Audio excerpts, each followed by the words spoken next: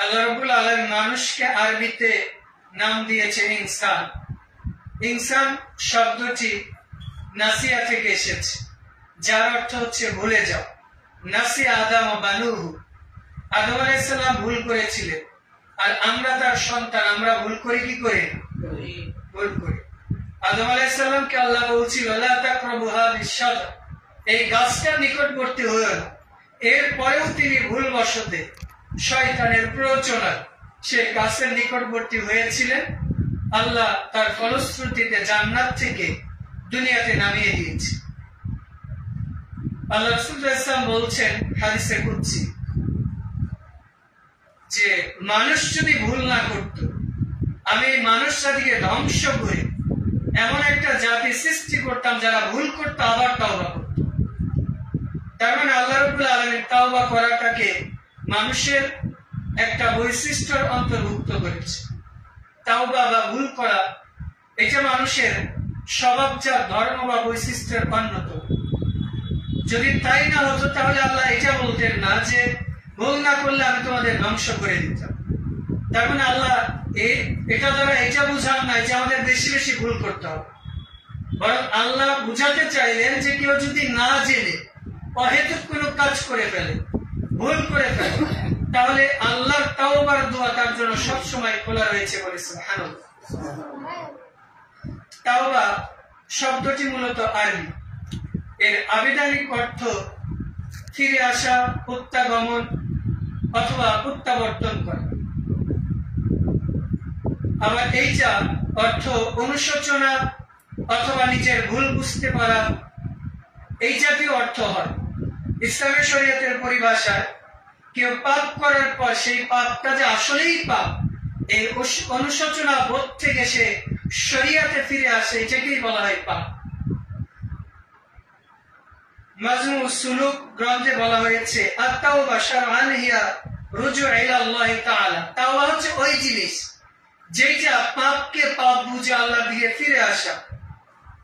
মা দাওয়ামান নিদা ওয়া কাসরাল ইস্তিগফার, মানে আমি যে একটা ভুল করেছিলাম, ভুলটা বুঝতে পেরে আল্লাহর দিকে ফিরে আসলাম যে আল্লাহ আর আমি কখনো পাপ করব না, এবং বেশি বেশি ইস্তিগফার করা যে আল্লাহ আমি পাপ করেছি, ভুল করেছি, আর আমি ভুল করব না, এটাকেই বলা হয় তাওবা। এই জন্য আল্লাহ রাব্বুল আলামিন তাওবার গুরুত্ব প্রসঙ্গে বলতে যে সূরা তাহরীম 66 নং সূরার 8 নম্বর আয়াতে বলছেন ইয়া আইয়ুহাল্লাযীনা আমানু, হে ঈমানদাররা, তুবু ইলাল্লাহ, তোমরা আল্লাহর দিকে ফিরে আসো, তাওবাতান নাসুহা, এমন ভাবে ফিরে আসো, এমন ভাবে তাওবা করো যাতে আল্লাহ তোমার তাওবাটা কবুল করে। তার মানে আল্লাহ এখানে বুঝাতে চাইলো যে তাওবাতান নাসুহা, তাওবার মতো তাওবা করতে হবে। নাম কাওয়াস্তে ভুল করলাম ভুল হয়েছে, এইটা তাওবা। হয়তো কোনো একজন ছাত্র ক্লাসে দেরি করে এসেছে, শিক্ষক ক্লাসে ঢুকতে দিল, ওই এমনিতে বললো তার ভুল হয়ে গেছে, অন্তর থেকে বলেনি, পরের দিন ও প্রস্তুতিও নেয় নাই যে আগে আসতে হবে। তার মানে এইটা আসলে ভুল স্বীকার করা না, এটা বাঁচার জন্য। আর তাওবাতান নাসুহা অর্থ হচ্ছে আমি ভুল করেছি, আল্লাহ জীবনে যা করেছি, আজকে এখন থেকে তাওবা করছি, জীবনে আর কখনো এই পাপ আমি করবো না ইনশাআল্লাহ। এইটাকেই বলা হয় তাওবাতুন নাসুহা, মানে গ্রহণযোগ্য তাওবা। আর আল্লাহ রাব্বুল আলামিন যারা তাওবা করে, যারা ভুল করার পরে ক্ষমা চায়, আল্লাহ রাব্বুল আলামিন তাদেরকে ভালোবাসেন, তাদেরকে পছন্দ করে। রাসূল সাল্লাল্লাহু আলাইহি ওয়াসাল্লাম বিশেষ করে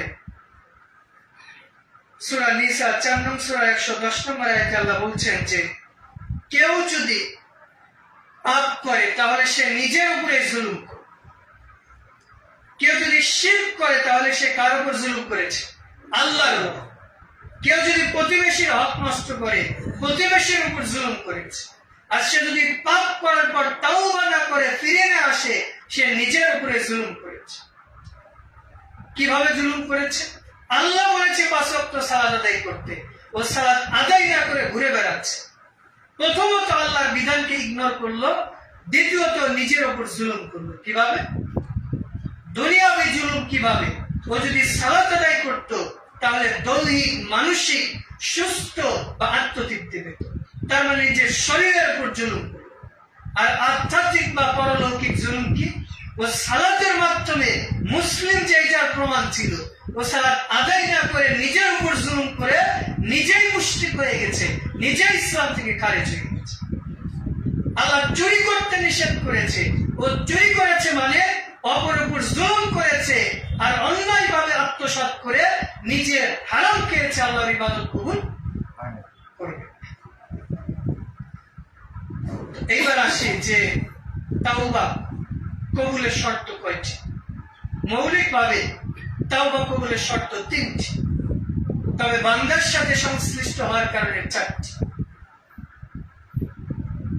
তাওবা কবুলের জন্য প্রথমত আমাদের এই নিয়ত করতে হবে, আল্লাহ আমি যা করেছি আর কখনো আমি এই কাজ করব। আমি জেনা করেছি, চুরি করেছি, মানুষের সম্পদ আত্মসাৎ করেছি, অনেক কিছু করেছি, আল্লাহ আমি নিজের উপর জুলুম করেছি, তাওবা করছি, আল্লাহ আমি আর এটা করব। মানে অনুশোচনা বোধ, পাপ থেকে ফিরে আসা। 2 নম্বর হচ্ছে ইস্তেকামাত, মানে ওই পাপ থেকে ফিরে এসে দিনের উপর অটল থাকা, যে আল্লাহ আমি পাপ আগে করেছিলাম, এটা ক্ষমা চাইলাম, এখন থেকে যতদিন বেঁচে থাকবো এই পাপ আর কখনো করব। আর 3 নম্বর হচ্ছে তার রিজিক হালাল, মানে ও যে খাদ্যটা খাচ্ছে সেই খাদ্যটা অবশ্যই হালাল হতে হবে। কেউ আবার এই 3টাকে 2 ভাগে ভাগ করেছে, বিশেষ করে আগে যে 2টা বললাম, যে তাওবা করা যে আর কখনো করব না, ভবিষ্যতেও করব না, যা করেছি মাপ চাইলাম, এই 2টাকে এক করে দিয়ে আরেকটা শর্ত দিয়েছে, সেটা হচ্ছে রিজিক হালাল হতে হবে। আরেকটা হচ্ছে তরিকায়ে রাসূলুল্লাহ, রাসূলের পদ্ধতি, রাসূলের বিধিবিধান মোতাবেক তাওবা করতে হবে। তাহলে আমরা এই কয়টা বিষয় সামনে নিয়ে আসি। 1, তাওবা কবুলের প্রথম শর্ত তার রিজিক হালাল হতে হবে। কি হতে হবে? খাদ্য হালাল হতে হবে। 2, তরিকায়ে রাসূলুল্লাহ, রাসূলের পদ্ধতিতে তাওবা করতে হবে।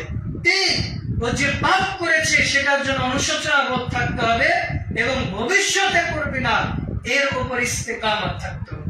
এই 3টা হচ্ছে আল্লাহ এবং বান্দা সংশ্লিষ্ট।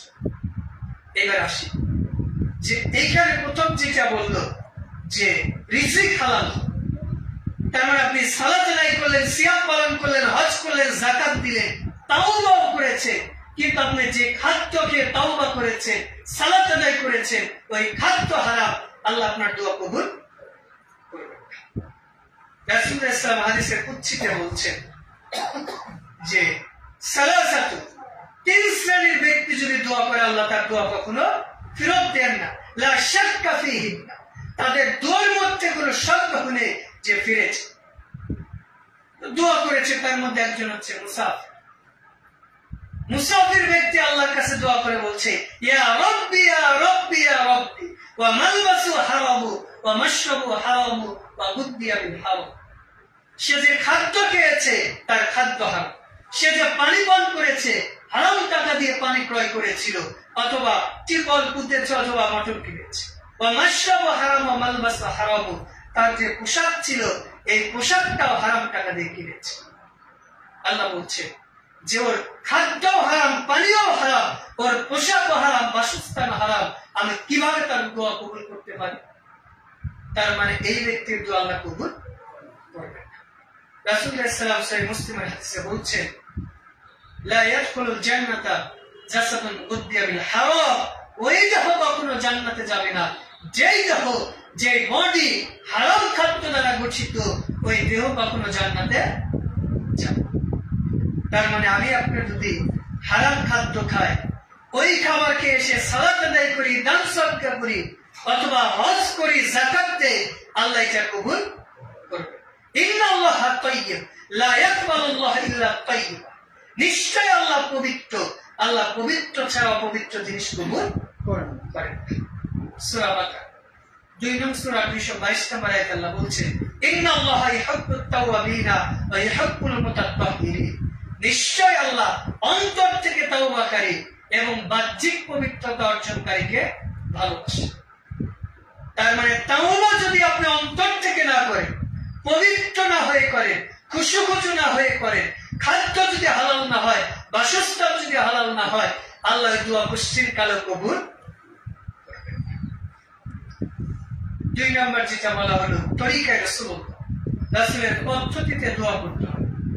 আপনি দোয়া করলেন পীরের মাজারে, আপনার সন্তান হচ্ছে না, পীরের মাজারে যে আপনি হাত তুলে দোয়া করছেন, ছেলে মেয়ে চাচ্ছে, অথবা গণকের কাছে যে একটা তাবিজ ঝুলিয়ে মনে করেছেন এইটা আপনাকে কিছু দিতে পারে, তার মানে আপনি দোয়া করেছেন ঠিকই, কিন্তু দোয়া করেছেন ভুল পদ্ধতিতে, এই দোয়া আল্লাহ কবুল করবে। অথবা দোয়া করার যে সময়গুলো আছে, যে পদ্ধতি আছে, আপনি সেটা না করে দোয়ার ব্যাপারে তাড়াহুড়া করছেন, অথবা যেই জায়গায় দোয়া করা যাবে না সেই জায়গায় আপনি যে দোয়া করছেন, আল্লাহ এটা কবুল। এরপর 4 নম্বর যেটা দোয়া কবুলের শর্ত, সেটা হচ্ছে বান্দার হক যদি নষ্ট করা হয়, বান্দার কাছেই ক্ষমা চাইতে হবে। আপনার বোন আপনার সম্পদের অংশীদার, ভাগ পান, কিন্তু আপনি আপনার বোনের সম্পদ মেরে দিয়েছেন, বলেছেন যে যদি তুই সম্পদ চাইতে আসিস, আজকে থেকে তোর আর আমার কোন সম্পর্ক। অনেক ভাই বোন এরকম বলে না যে তোর সম্পত্তি তুই নিয়ে যা, ভালো কথা, কিন্তু আজকের পর থেকে আমাকে আর ভাই বোন সম্পর্ক পরিচয় দিতে পারবে। আবার অনেকে আছে হয়তো ছোট্ট ছেলে মেয়ে, যেটা 8 জন 10 জন বা 5 জন ছেলে মেয়ের মধ্যে সবচেয়ে যেটা ছোট, এইটাকে বেশি জমি জমা, অথবা মনে করে যে আমার এই ছেলেটা আমাকে অনেক ভালোবাসে, অতএব ওকে 5 কাঠা জমি আমি বেশি দিয়ে দিই। কি জন্য? যে কেউ তো আমাকে দেখে না বা দেখবে না, আমার এই ছেলেটাই দেখবে, এই মেয়েটাই দেখবে, অতএব তাকে আমি 5 কাঠা বা 2 কাঠা জমি বেশি দিয়ে দিলাম। এটা জায়েজ নয়, সম্পূর্ণ হারাম। প্রত্যেক ছেলে মেয়ের উপর ফরজ তার মাতা পিতার দেখভাল করা। যদি দেখভাল না করে আল্লাহর কাছে তার গড়ায় দাঁড়াতে হবে। কিন্তু আপনি যদি আপনার কোন ছেলে মেয়েকে সামান্য সম্পদ বেশি দিয়ে দেন, নওমান ইবনে বাশির তার একটা ছেলেকে সুন্দর একটা জিনিস দিয়েছে, সম্ভবত একটা ঘোড়া অথবা দামি একটা পোশাক, অন্য ছেলে মেয়েকে দেয়, তো রাসূল ইসলাম বলছেন যে তুমি যে এই ঘোড়াটা, এই বাহনটা ওকে দিয়েছো, অন্য ছেলে মেয়েকে ওকে দিয়েছো? তখন বলছে না, রাসূল আমি ওকে বেশি ভালোবাসি এই জন্য দিয়েছি। তখন রাসূল বলছে তুমি সবাইকে সমান দাও অথবা উল্টা ফিরিয়ে দাও। ছেলে মেয়ে হয়তো একটা ছেলে স্কুলে পড়ে, কলেজে পড়ে, খরচ আদি কম বেশি সেটা আপনি দিতে পারেন প্রয়োজন মাফিক, কারো 10 টাকা লাগে, কারো 20 টাকা, সেটা নেই। কিন্তু আপনি জমি জমা ভাগ করতে যে, অথবা মিরাজ সূত্রে 5টা গরু আছে, বড় গরুটা ছোট ছেলেকে দিলেন, অথবা সবচেয়ে দামি জমিটা বড় ছেলেকে দিলেন, আর কম দামি যেটা এইটা আপনি মাদ্রাসার ছেলেকে দিয়ে দিলেন, এই যে পক্ষপাতিত্ব করেছেন, রাসূল ইসলাম বলছেন এরা জান্নাতে যেতে পারবে। আপনি যদি বান্দার হক নষ্ট করেন, তাহলে কি করতে হবে? ওই বান্দার কাছেই ক্ষমা চাইতে হবে। আপনি শিরক করেছেন, রাসূল ইসলাম বলছেন যে আল্লাহ কোনো ক্ষমা করবেন না, আল্লাহ ওই ব্যক্তিকে জান্নাত দিবেন না, না ইশরিক বিল্লাহ, যে আল্লাহর সাথে শিরক করবে, ফাকাদ হারামাল্লাহু আলাইহিল জান্নাহ, সূরা মাইদার 72 নম্বর আয়াত, আল্লাহ তার উপর জান্নাতকে হারাম করেছেন। শিরক করেছে, মরার আগে তাওবা করলে আল্লাহ ক্ষমা করবে। বিদআত করেছে, মরার আগে তাওবা করলে আল্লাহ ক্ষমা করবে। দুনিয়াতে যত পাপ আছে সব পাপ করেছেন, তাওবা করেন, মরে যাওয়ার আগে আল্লাহ পাপ ক্ষমা করবে।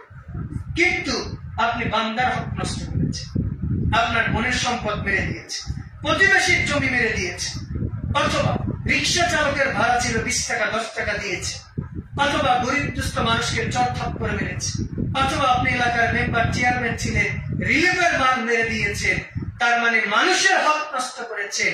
কিয়ামত পর্যন্ত আল্লাহ আপনাকে ক্ষমা করবে। আল্লাহ বলছেন আমি হচ্ছে রহমান, আমি হচ্ছি দয়াশীল, মালিকুল আমলাক, কিয়ামতের মাঠে আমি কারোর প্রতি যারা পরিমাণ জুলুম করব। আল্লাহ যদি বান্দার হক নষ্টকারী ব্যক্তিকে ক্ষমা করে, তাহলে আল্লাহ কিয়ামতের মাঠে জালেম। আপনার আমার কি মনে হয় যে আল্লাহ জালেম হবে? তার মানে আপনি যদি আপনার বোনের হক, ভাইয়ের হক, কারো হক নষ্ট করেন, আল্লাহ ওইটা কিয়ামতের আগ পর্যন্ত ক্ষমা করবেন। সহিহ মুসলিমের হাদিস, রাসূল ইসলাম বলছেন আতাদরুনা আনিল মুফলিস, তোমরা কি জানো পৃথিবীতে সবচেয়ে হতভাগা, দুর্ভাগা, নিঃস্ব, মিসকিন, সর্বহারাকে? সাহাবীরা বলছে লাইসা লি দিনার ওয়ালা দিরহাম, যার দিনার দিরহাম নেই, টাকা পয়সা নেই, ক্ষমতা দাপট নেই, সেই তো সবচেয়ে মিসকিন, সবচেয়ে হতভাগা।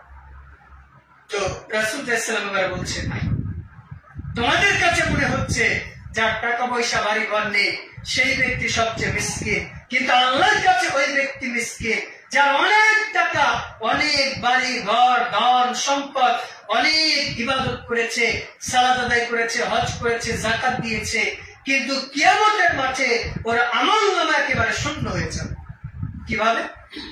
ওর বোনের সম্পদ আত্মসাৎ করেছিল, ওর নেকি থেকে বোনকে দিয়ে, প্রতিবেশীর হক নষ্ট করেছিল, ওর নেকি থেকে প্রতিবেশীকে দিয়ে, দিতে দিতে হজ যাকাত সব নেকি যখন শেষ হয়ে যাবে, এইবার কিছু লোক এসে বলবে, আল্লাহ এখনো তো আমরা বাকি আছি, আমরা কি হবে, আমাদের কি হবে? তখন আল্লাহ বলবে যে ঠিক আছে, তোমার যে পাপগুলো আছে ওই পাপগুলো এই ব্যক্তিকে দিয়ে।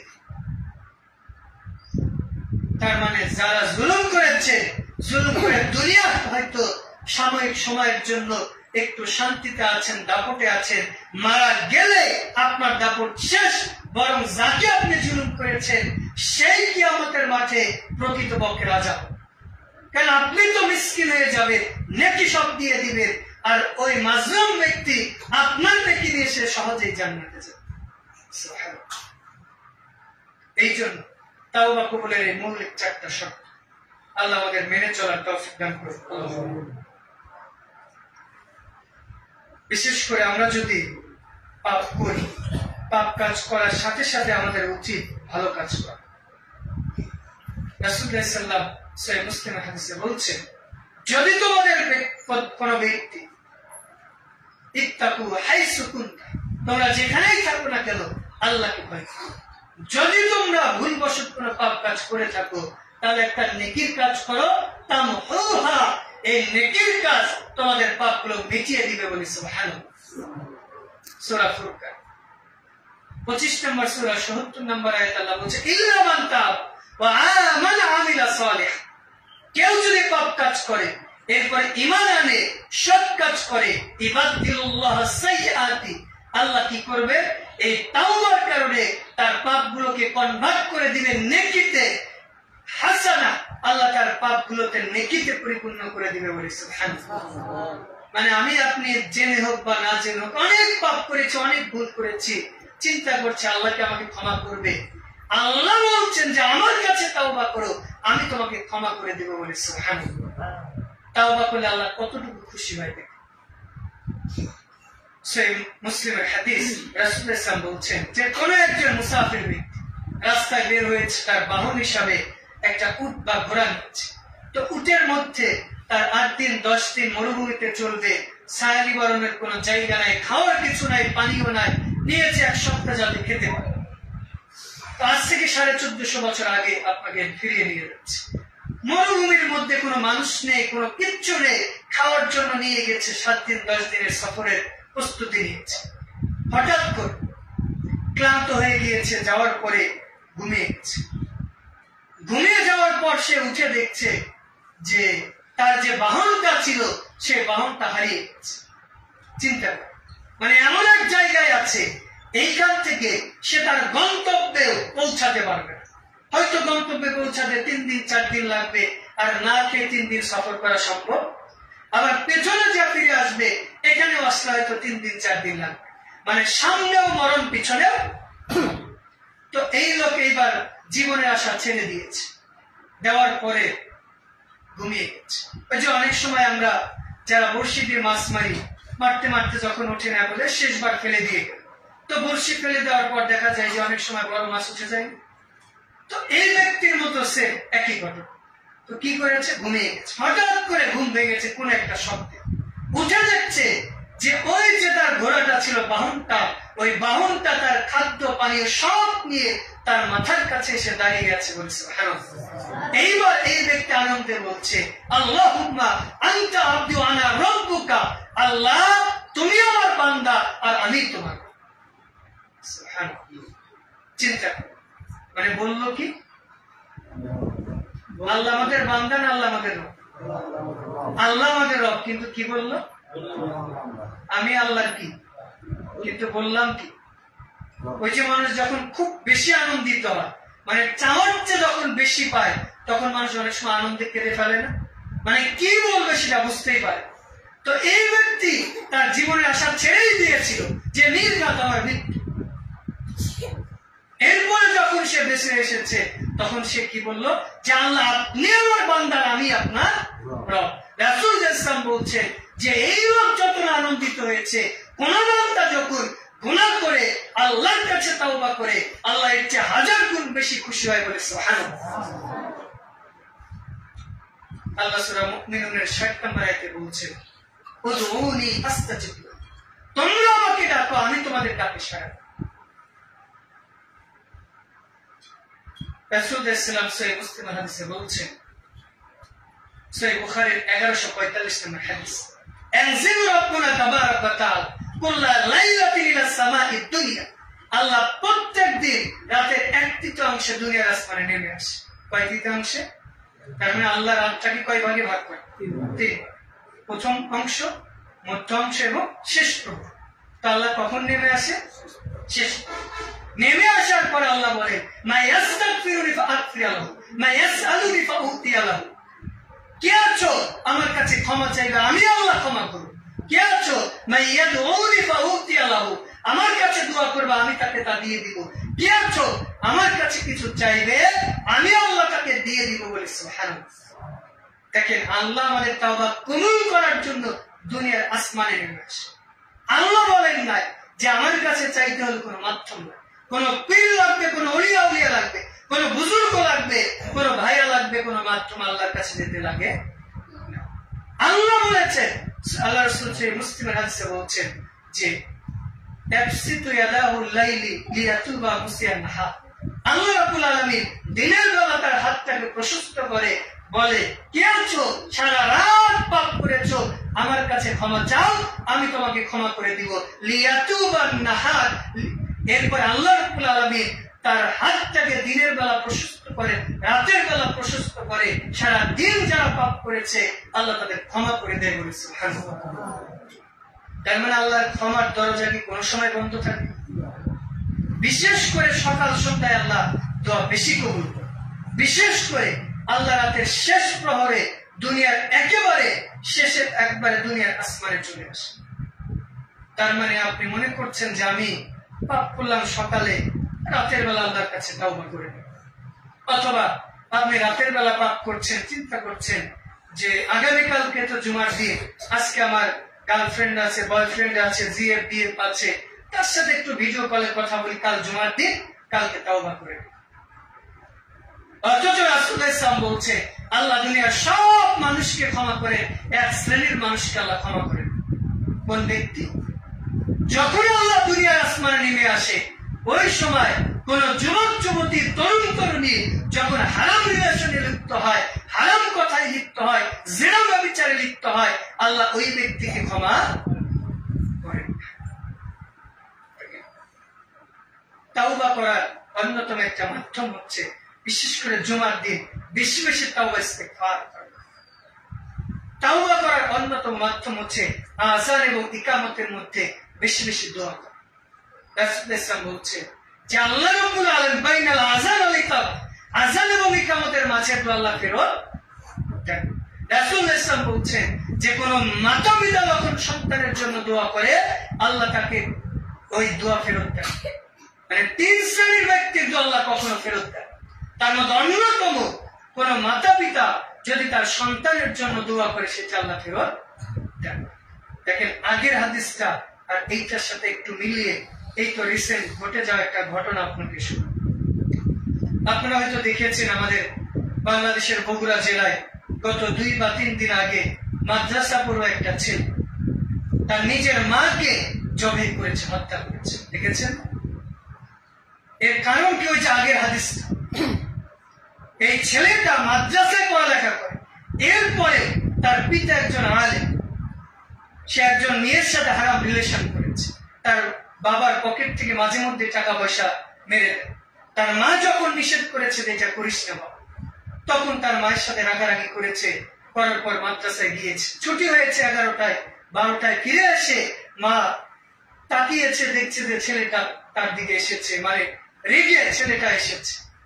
মা তার জন্য রান্না করছে যে একটু পরে ছেলে ফিরে আসবে, একটু আগেই কিন্তু ঝগড়া করে গেছে, ছেলের সাথে মায়ের ঝগড়া হয়েছে।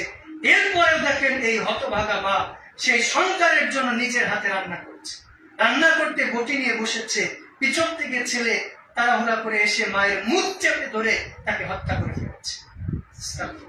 হত্যা করার পরে ওই ছেলেটা তার মা তাকে ফ্রিজের মধ্যে রেখেছে। এরপরে ঘরের মধ্যে ট্রাং বা আলমারি সহ বিভিন্ন জায়গায় ভাঙচুর কোপ দিয়ে একটু পরে গিয়েছে। যাওয়ার পরে কিছুক্ষণ পরে নিজে বাড়িতে এসে মানে এমন একটা নাটক করছে যে ও হয়তো জানে। ও বলছে যে আমি মাদ্রাসায় গিয়েছিলাম, আমার মাটাকে কে বা কারা ডাকাতি করতে এসে মেরে ফেলেছে, টাকা পয়সা নিয়ে গেছে। ও সাংবাদিকদের কাছে এসে বলেছে যে আমার মাকে যারা মেরেছে তাদের সুষ্ঠু বিচার চাই। ও ফেসবুকে একাধিকবার স্ট্যাটাস দিয়েছে যে ওর মাকে হত্যা করা হয়েছে, অথচ তার পরের দিনের প্রমাণ হলো যে নিজে ওই প্রেমিকার কারণে ওর মাকে হত্যা করেছে। যেখানে বলছেন ইয়া জান্নাতুকা নারুকা, তোমার মাই তোমার জান্নাত, মাই তোমার জাহান্নাম। আল্লাহ রাব্বুল আলামিন সূরা বনী ইসরাঈলের 23 এবং 24 নম্বর আয়াতে বলছেন ওয়াকাদা রাব্বুকা আল্লা তা'বুদু ইল্লা ইয়্যাহু ওয়া বিল ওয়ালিদাইনি ইহসানা, তোমার মাতা-পিতা তোমাদের কষ্টের পর কষ্ট লালন পালন করেছে, উক্তি ওয়ালা তানহারহুমা কাওলান কারীমা, তাদের কথায় যদি কষ্ট পাও শব্দটা পর্যন্ত করবা না। অথচ এমন কুলাঙ্গার নিজের মা যাকে কষ্টের পর কষ্ট করে পেটে ধারণ করে লালন পালন করেছে, যে মাকে নিজের হাতে হত্যা করলো, অথচ মরার আগ পর্যন্ত এই মা ওকে নিজের হাতে রান্না করে খাওয়াইতে চেয়েছিল। দেখেন হারাম রিলেশন মানুষকে কোন পর্যায়ে নিচ্ছে, মানুষকে পশুর চেয়েও নিচে নামে। আল্লাহ এই জন্যই বলছে উলাইকা কাল আনআম বাল হুম আদা। আর আল্লাহ বলছে যে ওদের চেহারা সুরত মানুষের মতো, কিন্তু ওরা কুকুর শিকার, বানর এদের চেয়েও নিকৃষ্ট। দেখেন না, একটা মুরগি তার আরেকটা মুরগি তার বাচ্চাকে বাঁচানোর জন্য পাখা দিয়ে ঢেকে রাখে। একটা কুকুরকে যদি তার মালিক উপকার করে বাঁচানোর জন্য নিজের জীবন দিয়ে দেয়, অথচ যে মা তাকে 9.5 মাস 10 মাস এই পেটের মধ্যে রাখলো, সেই মাকেও কিভাবে নিজের হাতে হত্যা করতে পারে? চিন্তা করুন, মানুষের নৈতিক অবক্ষয় কতটা নিচে নামলে এই পর্যায়ে। এই জন্য বিশেষ করে যারা হারাম রিলেশনে লিপ্ত হয়েছে তারা যতই তাওবা করেন আল্লাহ কবুল করবেন না। কারণ ও তো মাদ্রাসায় পড়ছে, কোরআন পড়ে, হাদিস পড়ে, এরপরেও শয়তানের প্ররোচনায় করে এটা করলো, কারণ সে আল্লাহর চেয়ে মাতা পিতার চেয়ে ওর প্রেমিকাকে অন্তরে বেশি জায়গা দিচ্ছে। এই জন্য আপনাদের প্রতি নাসিহা, অনলাইন এবং অফলাইনে যারাই শুনছে, যদি যুবক যারা আছে আমরা যে হারাম রিলেশন করি তারা আজকেই তাওবা, আর যারা বিয়ে করার পরেও পরকীয়ায় লিপ্ত হচ্ছি তারা আমরা আজকেই তাওবা। কারণ যারা অবিবাহিত তাদের তাওবা কবুলের পথ ঘাটাচ্ছে, কিন্তু আপনি যদি মারা যান অথবা পরকীয়া করেছেন, রাসূলের ভাষা অনুযায়ী আপনার বাঁচার কোন পথ ঘাট। দুনিয়াতে আপনার শাস্তি বুক পর্যন্ত পুঁতে মেরে ফেলতে, তার মানে দুনিয়াতে বাঁচার কোন পথ ঘাট। এই জন্য আমরা আল্লাহর কাছে বেশি বেশি তাওবা করব। সূরা জুমারের 53 নম্বর আয়াতে আল্লাহ বলছেন যে যারা তাওবা করে আল্লাহ রাব্বুল আলামিন তাদেরকে রহম বর্ষণ করে। মানে কেউ পাপ করেছে, পাপ করার পরে বুঝতে পেরে তাওবা করেছে, আল্লাহ রাব্বুল আলামিন তার প্রতি রহম বর্ষণ করে। এরপরে যদি আমরা তাওবা করি তাহলে আল্লাহ রাব্বুল আলামিন আমাদের উপর খুশি হন।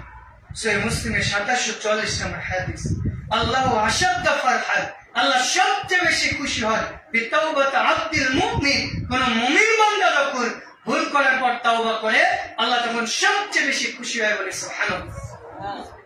রাসূলুল্লাহ সাল্লাল্লাহু সহিহ মুসলিমের হাদিসে বলছেন কুল্লু বানি আদম খাতা, তিরমিজি 2499 নম্বর হাদিস, কুল্লু বানি আদম খাতা, প্রত্যেক আদম সন্তানই ভুলকারী, ওয়া খায়রুল খাত্তাইনা তাওয়াবিন, সর্বোত্তম ভুলকারী ওই ব্যক্তি যে ব্যক্তি ভুল করার পর তাওবা করে অনুশোচনা বোধ থাকে, ফিরে আসে, এই ব্যক্তিকে আল্লাহ রাব্বুল আলামিন সবচেয়ে বেশি ভালোবাসেন এবং রহম বর্ষণ করেন। এমনকি যারা তাওবা করে আল্লাহ রাব্বুল আলামিন তাদেরকে ভালোবাসেন, যেটা সূরা বাকারা 222 নম্বর আয়াতে আল্লাহ বলে দিচ্ছে যখন কোনো ব্যক্তি তাওবা করে তখন আল্লাহ রাব্বুল আলামিন ওই ব্যক্তিকে একেবারে মাসুম, নিষ্পাপ করে। ইবনে মাজাহ 4250 নম্বর হাদিস, রাসূল সাল্লাল্লাহু বলছেন, আত-তাইয়িবু মিনাল যামবি কামাসালিন লা যামবু লাহু। কোন ব্যক্তি যদি পাপ কাজ করে, করার পর তাওবা করে, আল্লাহ রাব্বুল আলামিন ওই ব্যক্তিকে এইভাবে পরিশুদ্ধ করে, মনে হয় যে এই ব্যক্তি মনে হয় কোনো পাপই করে নাই, কোনো গুনাহই করে।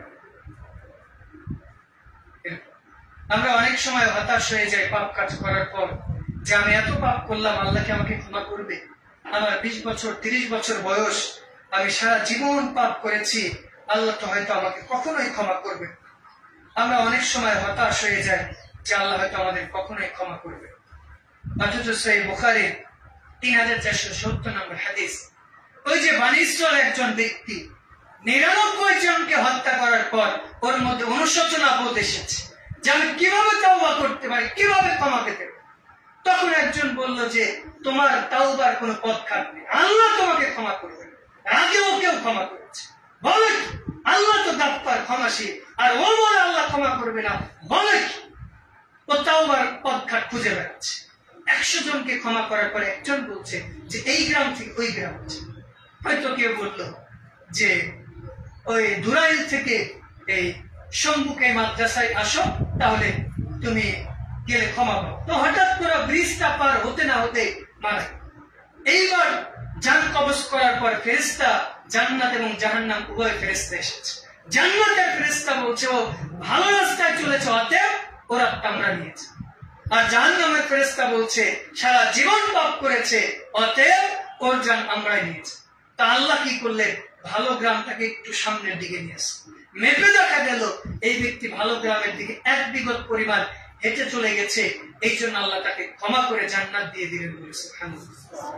দেখেন, এই লোককে আবেদ হয়ে গেছে, ক্ষমা চেয়েছে, মানে অনেক নেকির কাজ করেছে, করে নাই কিন্তু মানে তাওবার রাস্তায় চলেছে, এই জন্য আল্লাহ ক্ষমা করে দিল বলে সুবহানাল্লাহ। সহিহ মুসলিমের হাদিস, বনী ইসরাইল একজন লোক জীবনে কোনোদিন ভালো কাজ করে, তবে আশা ছিল আল্লাহকে ক্ষমা করবে। মারা যাওয়ার আগে ওর ছেলে মেয়েকে ডেকে বলছে যে আমি তোমাদের কাছে পিতা হিসাবে কেমন ছিল? খুব ভালো। তো বলছে যে আমি দুনিয়াতে তোমাদের কাছে ভালো ছিলাম, কিন্তু আল্লাহর কাছে মোটেও ভালো ছিলাম। আল্লাহ যদি আমাকে ধরতে পারে এমন শাস্তি দিবে, দুনিয়ার আর কাউকে এরকম শাস্তি দিবে। তো আমি মারা গেলে কি করবা? পুড়িয়ে ছাই বাতাসে উড়িয়ে দিবা আর পানিতে ভাসিয়ে দিবা, তাহলে আল্লাহ ধরতে পারবে। কি আল্লাহ ধরতে পারবে না? আল্লাহ যখন কিয়ামতের মাঠে ডাক দিবে, ছাইগুলো উড়ে মানুষ হয়ে যাবে। এইবার এই লোকটা আল্লাহর সামনে দাঁড়ানোর পরে বলবে যে মানে ভয়ে কাঁপতে কাঁপতে দাঁড়িয়েছে। আল্লাহ বলবে, আল্লাহ মুচকে হাসবে, হাসার পরে বলবে কি ব্যাপার, তুমি কেন এই কাজটা করেছি? তখন বলবে আল্লাহ আমি আপনার ভয়ে করেছিলাম, আমার আশা ছিল যে এইভাবে যদি ছাই হয়ে যায় আপনি ধরতে পারবেন। আপনার মধ্যে ঈমান ছিল, তাওবা করেছিলাম, এরপরেও আমার আশা ছিল না যে আপনি আমাকে মাফ করবেন, আমার মতো পাপী বান্দাকে মাফ করবেন, এই জন্য এটা করেছিলাম। আল্লাহ আমার তো কোনো লাভ হলো না, ধরাই পড়ে গেল। এইবার আল্লাহ রাসূল বলছেন, আল্লাহ বলছে আল্লাহ সমস্ত গুনাহ মাফ করে দিয়ে ওকে জান্নাত দিয়ে দেবে বলে সুবহানাল্লাহ। সহিহ মুসলিমের হাদিস, বনী ইসরাইল একজন পতিতালয়ের মহিলা, যে জীবনে কোনোদিন ভালো কাজ করেনি, দেহ ব্যবসা করত, আল্লাহর প্রতি ঈমান ছিল, হয়তো আল্লাহর প্রতি ভয় ছিল, কোন সময় হয়তো তাওবা করেছে। এই মহিলা কুকুরকে পানি পান করানোর কারণে কি করেছিল? জান্নাত দিয়েছিল। তার মানে ওর মধ্যে ঈমান ছিল। আমরা অনেক সময় পাপ করে হতাশ হয়ে যাই, নিরাশ হয়ে যাই যে আল্লাহ কি আমাকে ক্ষমা করবে? আবার অনেক সময় আমরা বলি যে এই লোক এত বড় পাপী, একে আল্লাহ কখনো ক্ষমা করবে। আমরা বলি যে ইরশাদ শিকদার এত বড় পাপী ছিল, আল্লাহ হয়তো ওকে কখনো ক্ষমা করবে। তা আল্লাহ যদি ক্ষমা করে আমার কোনো যায় আসে? আল্লাহ যদি সব মানুষকে ক্ষমা করে, কিন্তু আমি যদি জাহান্নামে যাই, আমার লাভ আছে? দুনিয়ার সবাই জাহান্নামে গেল, আমি জান্নাতে গেলাম, তাহলে আমার কোনো লস আছে? আল্লাহ বলছে কু আনফুসাকুম ওয়া আহলিকুম নার, নিজেকে বাঁচো, এরপরে মানুষকে বাঁচানোর চেষ্টা। সহিহ বুখারী হাদিস, রাসূল সাল্লাল্লাহু আলাইহি ওয়াসাল্লাম বলছেন যে ইয়া আইয়ুহান নাস, হে মানুষ জাতি তোমরা জেনে রাখো, আল্লাহি ইন্নী লা আস্তাগফিরুল্লাহ ওয়া আতুবু ইলাইহি ফি ইয়াউমি মিন 70 মাররা। সহিহ বুখারী 6307 নম্বর হাদিস। আল্লাহ কসম করে বলছি, নিশ্চয় আমি প্রত্যেকদিন 70-এর অধিক আল্লাহর কাছে ইস্তেগফার করি। রাসূল সাল্লাল্লাহু কয়বার ইস্তেগফার করতেন আল্লাহর কাছে? 70 বারের অধিক। এরপরের হাদিস সহিহ মুসলিম 2702, ইয়া আইয়ুহান নাস, হে মানুষেরা, তুবু ইলাল্লাহ, আল্লাহর কাছে ফিরে আসো, ফাইন্নী আতুবু ইলাইহি ফি ইয়াউমি 100 মাররা। নিশ্চয় আমি প্রত্যেকদিন আল্লাহর কাছে 100 বারের অধিক তাওবা করি। তার মানে 70 এবং 100 দ্বারা রাসূল ইসলাম বোঝাচ্ছে যে তিনি অধিকারে আল্লাহর কাছে তাওবা করছেন। আমরা তো অনেকে আছি যে দিনে হয়তো সপ্তাহ, মাস, বছর চলে যায়, 70 তো দূরের কথা 7 বার হয়তো তাওবা করি। আছে না অনেকে? অথচ রাসূল ইসলামের কোনো পাপ ছিল? মানে তার তাওবা যদি না করতেন এতে কি আল্লাহ জাহান্নাম দিয়ে দিত? সাহাবীরা বলছেন, আল্লাহ রাসূল, আপনি এত তাওবা করার কি প্রয়োজন? আপনার তো কোনো পাপ নেই, তাওবা করলে আমরা করব। তখন রাসূল ইসলাম বলছেন যে তোমরা কি চাও যে আমি আল্লাহর রহমত আমার উপর সংকুচিত হোক, মানে আমি আল্লাহর রহমত কম পাই? তার মানে রাসূল ইসলাম বুঝাতে চাইলেন যে নবী রাসূলদের কোনো পাপ ছিল না, এরপর তারা বেশি তাওবা ইস্তেগফার করতেন এই জন্য যেন আল্লাহ তাদের প্রতি বেশি রহম বর্ষণ। এছাড়া আল্লাহ বলছেন, ওয়াতুবু ইলাল্লাহি জামিয়া, তোমরা সবাই ঐক্যবদ্ধভাবে এসে আল্লাহর কাছে তাওবা। খুতবার শেষ পর্যায়ে চলে এসেছে, আমাদের আল্লাহর কাছে বেশি বেশি তাওবা ইস্তেগফার করতে হবে। এবার আমরা কিভাবে আল্লাহর কাছে তাওবা করব? বিশেষ করে আমরা অনেক সময়, একটু আগে যে কথাটা বললাম, যে কাউকে আমরা বলবো না যে আল্লাহ ওকে ক্ষমা করবে। রাসূল সাল্লাল্লাহু বলছে, কেউ যদি বলে যে অমুক ব্যক্তিকে আল্লাহ ক্ষমা করবে, আল্লাহ এবার বলে আল্লাহ ওকে ক্ষমা করে তোমাকে আমি ক্ষমা করব। তার মানে যত বড়ই পাপী হোক এটা বলা, একেবারে যারা মুশরিক, যারা মারা গেছে, শিরকে আকবার করেছে, তাদের ব্যাপারে শরীয়তের বিধি মোতাবেক বলা যেতে। কিন্তু দুনিয়াতে একজন হয়তো চুরি করেছে, ডাকাতি করেছে, অথবা আপনি ফ্যাসিস্ট শেখ হাসিনাকে আপনি বলছেন যে সে জাহান্নামে গেছে, এটা আপনি বলতে পারবেন। আল্লাহ চাইলে হয়তো তাকে ক্ষমা করতে পারেন, আপনি তার জন্য ক্ষমা চাইতে পারেন, তার জন্য হেদায়েত করতে পারেন। আপনি নরেন্দ্র মোদী অথবা ট্রাম্প জাহান্নামে ইচ্ছা বলতে পারেন, হেদায়েতের দোয়া করতে পারেন। এরপরে যদি হেদায়েত না হয়, তার ধ্বংসের দোয়া আপনি দোয়া করেন যে আল্লাহ তাকে আবু বকর, ওমর, উসমানের মতো ট্রাম্পকে ইসলামের খাদেম বানিয়ে। কি আমরা দোয়া করতে পারি? কি আল্লাহ চাইলে হয় না? 20 শতাব্দীর আমেরিকার একজন বাদশাহ বা রাজা, প্রেসিডেন্ট ছিল, যার নাম হচ্ছে বুশ, যাকে বলা হতো জীবন্ত ফেরাও। সে ডব্লিউ বুশের মেয়ে ইসলাম গ্রহণ করেছেন। তার মানে এরকম একজন মানুষ যার ভয়ে মুসলিমরা পালিয়ে পালিয়ে থাকে, এত জুলুম অত্যাচার করেছে, তার ভয়ে আল্লাহ একজন মেয়ে দিল, যেটা ইসলাম গ্রহণ করার পরে নিজে কান্না করে দিয়েছে কালেমা পড়তে হবে। সুবহানাল্লাহ। এই জন্য আমাদের মন মানসিকতা বড় রাখতে, বড় বলতে, তাদের জন্য প্রথম তাওবার দোয়া করব, হেদায়েতের দোয়া না হলে ধ্বংসের দোয়া। আল্লাহ রাব্বুল আলামিন আমাদের বেশি বেশি তাওবা ইস্তেগফার করার তৌফিক দান করুন। আল্লাহুম্মা। তাওবা আমরা কিভাবে করব? বিশেষ করে সাইয়্যিদুল ইস্তেগফার, আল্লাহুম্মা আনতা রাব্বি লা ইলাহা ইল্লা আনতা, এটা বলা হয় সমস্ত দোয়ার শর্টকাট। এটা আমরা প্রত্যেক ফরজ সালাত পর আয়াতুল কুরসি পড়লে মারা গেলে জান্নাত। এরপরে আস্তাগফিরুল্লাহাল্লাযী লা ইলাহা ইল্লা হুয়াল হাইয়ুল কাইয়্যুম ওয়া তুব ইলাইহি, এই দোয়া যদি বলি, রাসূল ইসলাম বলছেন যে কেউ যদি যুদ্ধের মাঠ থেকে পলায়ন করে, আল্লাহ এরপরে তাকে ক্ষমা করে দেয় বলে। সুবহানাল্লাহ। এরপর আস্তাগফিরুল্লাহাল্লাযী ওয়া তুব ইলাইহি, বিশেষ করে দোয়া ইউনুস, এই দোয়াগুলো আর যদি আমরা সংক্ষেপে বলতে চাই তাহলে আস্তাগফিরুল্লাহ, বাস এটা আমরা বলতে। আর আরবি যদি নাও বলতে পারি, আল্লাহকে বলবো আল্লাহ আপনাকে ক্ষমা করুন। আপনি যখনই পাপ করবেন তখনই ক্ষমা চান। পাপ করেছেন, সঙ্গে সঙ্গে নেকির কাজ করে, আল্লাহ আপনাকে ক্ষমা করবেন, তা করবে, পাপগুলো নেকিতে পরিপূর্ণ করে দিবে। সুবহানাল্লাহ। এই জন্য আমরা বেশি বেশি তাওবা করবো, নাকি পাপ আরো করতে থাকবো, নাকি বুড়ো বয়সে যে আমরা তাওবা করবো? আমরা বেশি বেশি তাওবা করবো ইনশাআল্লাহ।